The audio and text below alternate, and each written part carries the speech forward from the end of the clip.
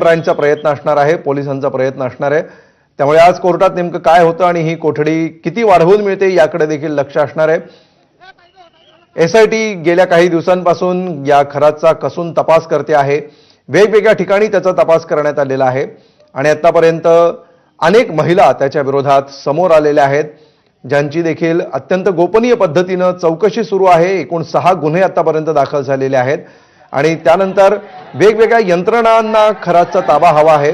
एसआयटीच्या चौकशीनंतर आता क्राईम ब्रांचला देखील त्यांच्याकडे आलेल्या माहितीच्या अनुषंगाने वेगळा तपास करायचा आहे।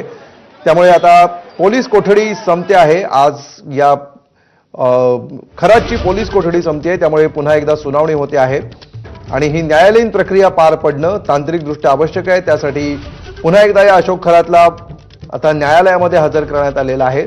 थोड्याच वेळात या ठिकाणची सुनावणी पार पडेल आणि त्याच्या पोलीस कोठडीमध्ये नेमकी किती वाढ होते, काय नेमकं कोर्ट याबद्दल निर्णय देतं यावर आपलं लक्ष असणार आहे आणि त्यानंतर तपास पुढे अविरतपणे सुरू राहणार आहे।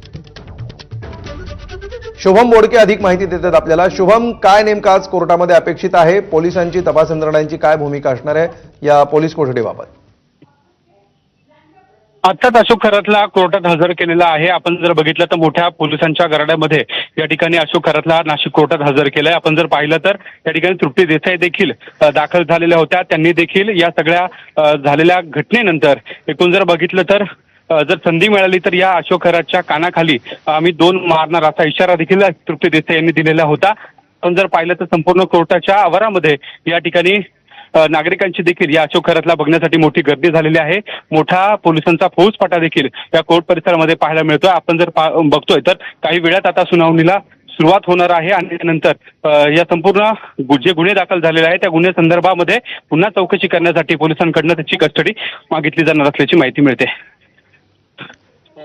निश्चितपणे शुभम, ही एक औपचारिकता असेलच, कोर्टामध्ये नेमकं काय होतं हे कळेलच। मात्र सध्या तपासाची जर आपण प्रगती बघितली तर गेल्या 5-6 दिवसामध्ये अनेक गोष्टी समोर आलेल्या आहेत, नव्याने गुन्हे दाखल झालेले आहेत।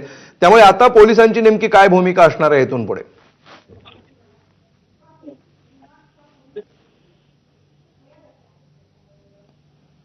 पोलिसांनी ज्या पद्धतीने हे गुन्हे दाखल केलेले होते त्या गुन्ह्याच्या अनुषंगानं जी पुरावे गोळा करण्याचं काम पोलिसांनी केलेलं होतं। एकूण जर बघितलं ज्या पीडित महिला आहे त्यांना पुढे येण्यासाठी आवाहन केलं होतं आणि त्यानंतर या पीडित महिलांच्या तक्रारी नोंदवून घेतलेल्या होत्या। स्वतः एसआयटीने देखील काही हेल्पलाईन नंबर त्या ठिकाणी जारी केलेले होते आणि एकूण जर पाहिलं तर या महिलांसोबत नेमकं कशा पद्धतीने त्यांचा विश्वासघात करून आणि त्यासोबत काही अघोरविद्या करून त्यांचं लैंगिक शोषण केलं गेलं या संदर्भात खरं तर पुरावे गोळा केले होते आणि काही पीडित महिला ज्या आहेत त्या समोर आलेल्या होत्या। त्यांची कोणतीही आयडेंटिटी समोर येणार नाही अशी देखील संपूर्ण काळजी एसआयटीने घेतलेली होती आणि त्यामुळे कुठेतरी ज्या तक्रारी आहेत त्या वाढल्याचं आपल्याला पाहायला मिळालं होतं। या पुढील काळामध्ये देखील या तक्रारीची संख्या वाढण्याची शक्यता आहे। अनेक महिला ज्या पीडित महिला आहेत त्या समोर येऊ शकतात, गुन्हे दाखल करू शकतात। त्यामुळे ह्या सगळ्या प्रकरणाची व्याप्ती अधिक वाढताना आपल्याला दिसून येते आहे आणि या सगळ्या प्रकरणामध्ये आज पोलीस देखील कोर्टात नेमकं काय म्हणणार, कोणकोणते पुरावे जे हाती लागले आहेत त्या संदर्भात नेमकं काय कोर्टासमोर हजर केले जाणार, काय मांडलं जाणार हे देखील बघणं तितकंच महत्त्वाचं असणार आहे।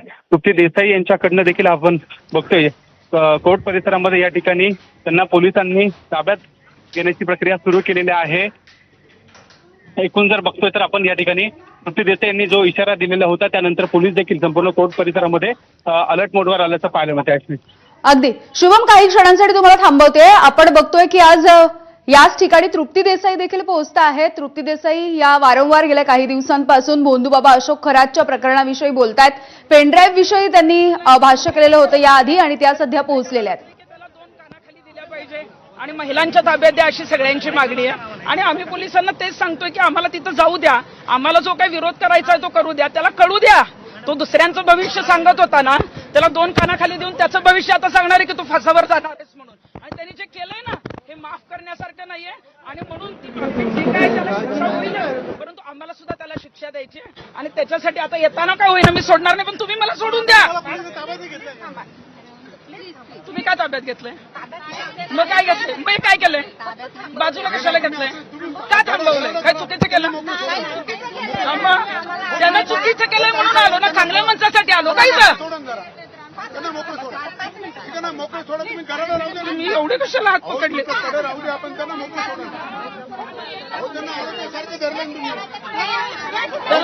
त्याला नेलं व्यवस्थित तुम्ही नाही पण काय नाही तुम्ही